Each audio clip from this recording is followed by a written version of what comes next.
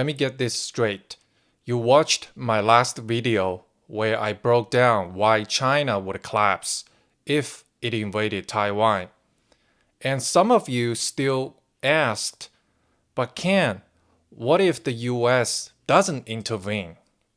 What if America just abandons Taiwan and lets Taiwan fall? Really?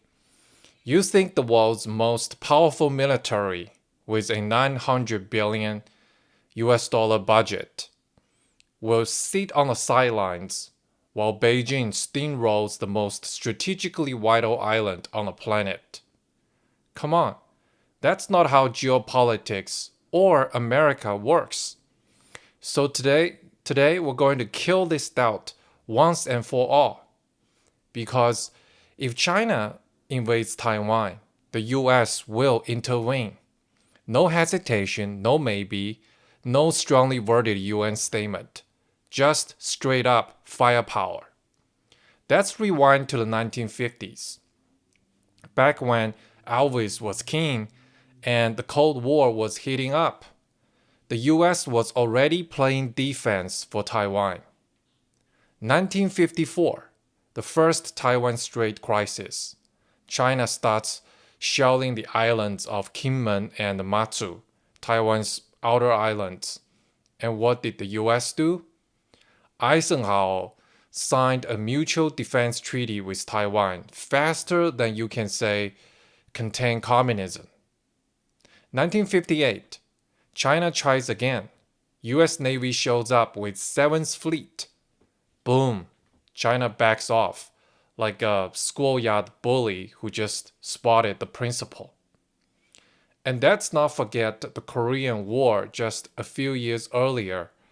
The US literally moved its entire Pacific Fleet to protect Taiwan from invasion. Not because of love for bubble tea, but because even back then, Taiwan was seen as the key to stopping communism from flooding the Pacific. So America wasn't messing around in the 50s, and it's not about to start now. Now fast forward to 2025. You think Taiwan is less important today? Let me walk you through it.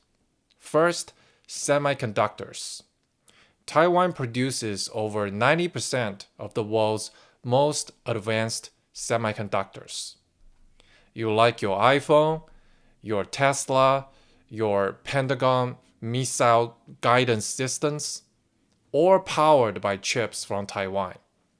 If Taiwan falls, the global economy doesn't just wobble, it crashes.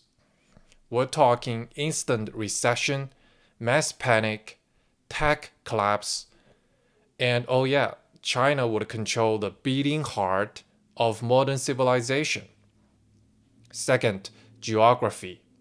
Taiwan sits smack in the middle of the first island chain, the front line of America's defense against Chinese expansion.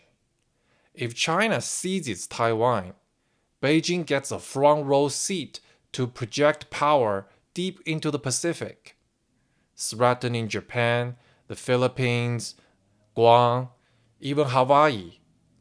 It's like leaving your front door wide open with a handwritten note saying, "Dictators, welcome in." Losing Taiwan would mean the US loses its military edge in Asia, and China punches a hole straight through US Pacific defense strategy. You think Washington will just hand over the Pacific Ocean because Xi Jinping has an ego problem? Yeah, that's not how empire works. Now, some of you might ask, Ken, Trump is in the White House. Will he bail on Taiwan? Fair question. Yes, Trump has flirted with the idea of strategic ambiguity on Taiwan. He has dropped lines like, "I won't say what I'll do."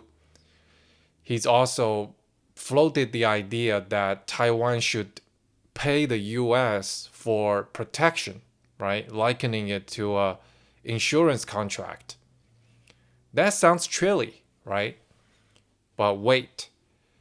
Despite the rhetoric, his administration has continued to actively pursue hard deterrence policies. We're talking expanded arms sales, deeper military coordination with Taiwan, and boosting joint deterrence with allies. The reality is, Democrat or Republican, it doesn't matter. Taiwan is now a bipartisan darling in Washington. It's one of the only issues everyone agrees on. In fact, if a president ever let Taiwan fail, he would be roasted alive on both Fox News and MSNBC. Imagine that headline: Commander-in-Chief loses Taiwan, markets tank, allies panic, China celebrates. That's not a legacy any president would want. Still not convinced? Let's talk firepower. The US has over 50,000 troops in Japan and South Korea, dozens of bases, submarines circling the Pacific like sharks, and carrier strike groups that make the PLA Navy look like water taxis. If China launches an invasion, those assets aren't just going to observe it from a distance. The minute PLA ships start crossing the strait, US satellites light up, missiles get armed, F-35s scramble, Japanese forces enter high alert, and Uncle Sam rolls up with a middle finger and a carrier strike group. This isn't Afghanistan. It's not Ukraine. This is the Pacific, China's backyard. And the US owns the patio furniture. Let's get real. This isn't just about defending 23 million people. It's about defending credibility. If the US lets Taiwan fall, every ally in Asia starts questioning American commitments. Japan rearms. South Korea goes nuclear. Australia gets nervous. The entire post-World War II alliance system crumbles. And dictators everywhere get the green light. Putin takes more of Ukraine. North Korea thinks, hey, maybe South Korea is up for grabs too. All because the US blinked. You think Washington is going to risk the entire world order just to save a few missiles? Please. The US can't afford not to intervene. Because once you lose your reputation as a global protector, you don't get it back. You become the guy who says, hey, buddy, I got your back, and then disappears when the punches start flying. And let's not pretend money is not important. Taiwan isn't just a strategic ally. It is a cash cow and critical client. Arms sales. Taiwan is one of the biggest buyers of American weapons. Billions in jets, missiles, tanks. Every upgrade Taiwan makes is basically placing a bulk order from the Pentagon catalog. It's like a Black Friday sale, but for war machines. Energy. Taiwan buys American LNG like it's going out of style. They are phasing out fossil fuels and don't trust Russia or China. So who do they turn to for clean, reliable energy? Texas, Louisiana, America. And the chips? The US military depends on Taiwan's chips to keep its jets flying and missiles targeting. Lose Taiwan, and you don't just lose trade, you lose the brains of your entire military. That's not just bad for business, that's basically game over. If China takes Taiwan, they don't just get silicon, they get sea lanes. Like Taiwan Strait handles half of the world's container ships. Control that, and China holds a knife to the neck of the global trade. Japan's oil threatened. Korea's exports choked. America's Indo-Pacific influence vaporized. And once China controls the flow of trade, they'll start rewriting the rules. No more free markets. No more WTO standards. Just Beijing's rules of obedience. What you can buy, who you can sell to, and what politics you're allowed to believe. Look, I get it. The fear is real. China's rise has been hyped for decades.